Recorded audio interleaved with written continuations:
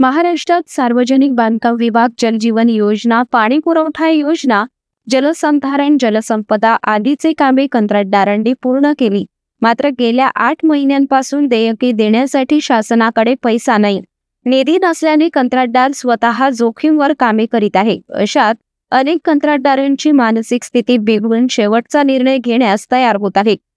याच धोरणाविरोधात राज्यातील सर्व कंत्राटदारांनी 19 ऑगस्ट रोजी आपापले जिल्हा स्तरावर धरणे आंदोलन केले. अमरावती जिल्ह्यातील शेकडो कंत्राटदारांनी जिल्हाधिकारी कार्यालयासमोर धरणे आंदोलन केले.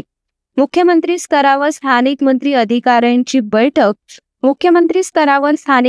अधिकाऱ्यांची बैठक घेण्यात यावी असे याआधी निवेदन सुद्धा दिल्यानंतर शासनाने कोणताच निर्णय न घेतल्याने आंदोलन करण्यात आले. शासनाने त्वरित तोडगा काढावा अशी मागणी धरणे आंदोलनाच्या माध्यमातून करण्यात आली. धरणे आंदोलनाला अनेक कंत्राटी संघटनांनी पाठिंबा दिला.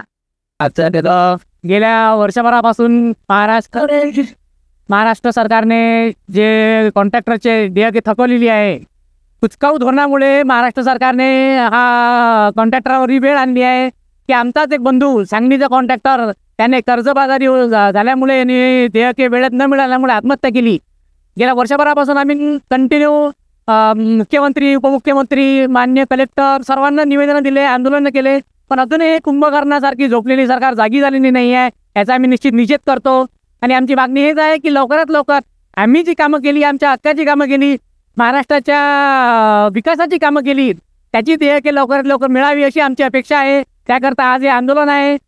ते आंदोलन आम्ही आमच्या मागण्या मान्य जिल्हाधिकारी यांच्या मार्फत मान्य मुख्यमंत्री यांच्यापर्यंत पोहोचवणार आहोत.